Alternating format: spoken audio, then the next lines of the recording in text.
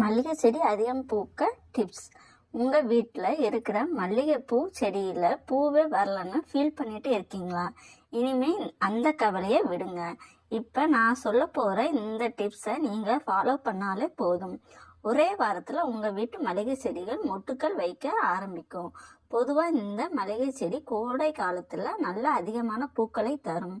மல்லிகை செடியை நம்ம தரையில் வச்சாலும் சரி, இல்லை தொட்டியில் வச்சாலும் சரி, நல்ல வெயில் படக்கூடிய இடத்துல வைக்கணும். இந்த மல்லிகை செடிக்கான மண் கலவையில் 2 மடங்கு செம்மண், 1 மடங்கு எருவு, 1 மடங்கு கொக்கோபெட் இந்த ரேஷியோவில் மிக்ஸ் பண்ணி வைக்கணும். மல்லிகை செடி பூக்கள் பூத்ததுக்கு அப்புறமா அந்த பூக்களுக்கு கீழே கணுப்பகுதியை ஒட்டி இருக்கக்கூடிய கிளையை கட் பண்ணி விட்டுறணும். சப்போஸ் உங்கள் மல்லிகை செடி பூக்கள்னாலும் பரவாயில்ல, நம்ம இந்த மாதிரி கிளைகளை ட்ரிம் பண்ணி வச்சுக்கணும். அப்போ தான் செடியில் புது துளிர்கள் வர ஆரம்பித்து புது மொட்டுக்களும் வரும். இது மாதிரி புது துளிர்கள் மொட்டுக்கள் அதிகமாக வைக்கணும்னா கண்டிப்பாக நம்ம மல்லிகை செடிக்கு உரம் கொடுக்கணும்.